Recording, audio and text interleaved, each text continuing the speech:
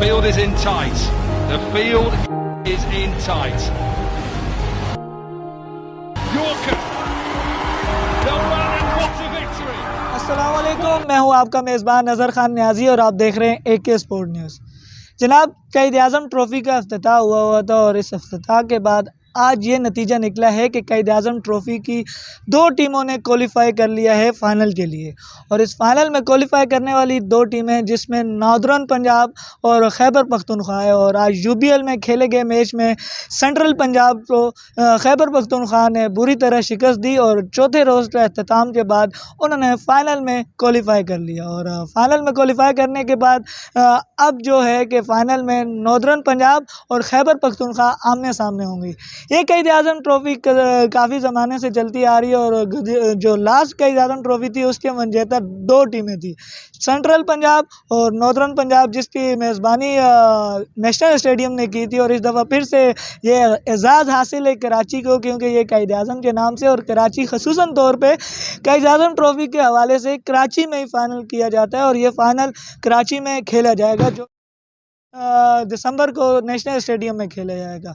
और ये ट्रॉफ़ी ऐसी ट्रॉफ़ी है जिससे पाकिस्तान क्रिकेट के लिए आगे इंटरनेशनल प्लेयर्स निकलते हैं और इन इंटरनेशनल प्लेयर्स को चांस मिलता है PSL खेलने का और पाकिस्तान खेलने का। और पाकिस्तान से यही क़ाइद-ए-आज़म ट्रॉफ़ी में जो टॉप स्कोरर होता है उसे टेस्ट में और T20 में और ODI में लिया जाता है। और ये यंगस्टर के लिए ये एक ऐसी टूर्नामेंट है जिसमें पाकिस्तान को यंगस्टर में वो टैलेंट नज़र आए और बाहर आए और फिर अपनी टीम के लिए पूरी दुनिया में ये मनवा पाए कि पाकिस्तान एक बहुत अच्छा स्पोर्ट्स एक्टिविटी में और हर चीज़ में बहुत अच्छी है।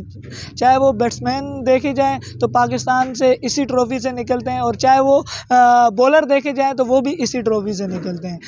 पाकिस्तान में एक दफ़ा फिर से रौनकें आ रही हैं, फिर से खुशियाँ आ रही हैं। जिस तरह के अभी फिर वेस्ट इंडीज़ की टीम ने टूर किया पाकिस्तान का, और वेस्ट इंडीज़ की टीम के बाद अब PSL का आगाज़ होने वाला है, जो कि से पाकिस्तान में नेशनल स्टेडियम और लाहौर के क़ज़ाफ़ी स्टेडियम मेज़बानी करेगा।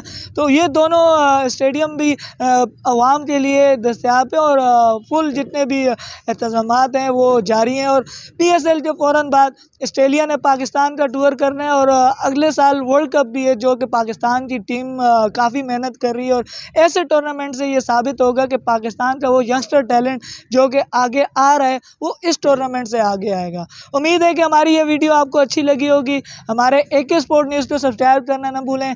इसी तरह काफ़ी आपको नए प्लेयरों से और यंगस्टर से मिलवाएंगे, बात करवाएंगे।